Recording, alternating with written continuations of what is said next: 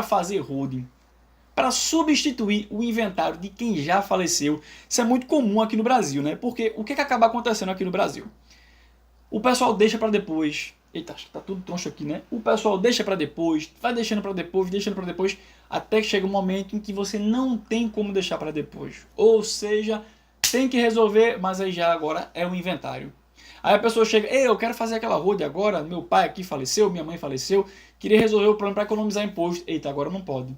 Agora não pode. E eu vou explicar por quê. Olha só, a gente tem aqui no Brasil uma coisa chamada personalidade jurídica. E o que é essa personalidade jurídica? É a atribuição, é a possibilidade de aquela pessoa, seja ela uma pessoa física ou seja ela uma pessoa jurídica, é a possibilidade daquela pessoa deter direitos e deveres. Isso é que é personalidade jurídica.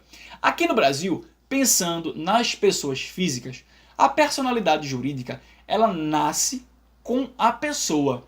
Então, os direitos eles são assegurados para aquela pessoa enquanto ela é feto ainda, a partir do momento da concepção dela. E se aquela pessoa nasce com vida, isso é um pleonasmo, né? Nascer com vida, mas a legislação, o direito brasileiro usa essa expressão, então eu vou utilizar ela, tá certo? Se a pessoa nasce com vida, foi lá, teve a concepção, direitos estão assegurados. Então, assim, se essa pessoa nascer, ela vai ter esses direitos. Herança, ser protegida, enfim, tudo aquilo que a Constituição, que o direito de forma geral garante. Passou o tempo, nasceu com vida, pronto, ela já tem direitos. Morreu 1 minuto depois, 1 hora depois, 1 dia depois, mas ela já tem aqueles direitos. Ela já adquiriu personalidade jurídica. Só que, quando a pessoa falece, o que acontece com essa personalidade jurídica? Ela se extingue. Ou seja, a partir do momento que aquele conjunto de patrimônio daquela pessoa se torna patrimônio de uma pessoa falecida, se torna patrimônio do espólio. E o espólio, qual é a particularidade do espólio? O espólio não tem personalidade jurídica. Se o espólio não tem personalidade jurídica, o que isso significa na prática? Que ele não pode ser detentor de direitos e deveres. Uma ou outra situação, a lei admite uma exceção para defender um ou outro direito, mas a regra é, o espólio não tem personalidade jurídica. Logo, o espólio ele não pode ser detentor de direitos. O espólio não pode ser detentor de direitos e detentor de obrigações. Em regra, tá certo? Em regra. Isso significa que o espólio não pode praticar os atos que demandam a Constituição, que culminam na constituição da holding familiar e na economia tributária. Então, faleceu, se extingue a personalidade jurídica, faleceu, você não pode mais praticar os atos que são exigidos para que a holding familiar se constitua. Observa só esses artigos de lei que eu vou ler aqui.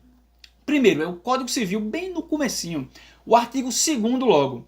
A personalidade civil da pessoa começa no nascimento com vida. Aí parará, tem uma continuação. Ou seja, a personalidade civil, ou seja, a possibilidade de a pessoa ser detentora de direitos e de deveres, nasce no momento em que a pessoa nasce com vida. Tá vendo só que a lei usa essa expressão, nascer com vida? E olha o que diz aqui o Código Civil também, dessa vez no artigo 6º. A existência da pessoa natural termina com a morte. Ele continua aqui com outras disposições. Termina com a morte. Ou seja, se a pessoa natural, se a pessoa física, ela morre, se extingue sua existência, se extingue a personalidade jurídica, logo o espólio não pode ter personalidade jurídica pelo artigo 6º do Código Civil. Então, faleceu, não pode mais aquele conjunto de patrimônio praticar os atos necessários para a constituição da holding familiar e economia tributária e uma série de outros benefícios, tá certo?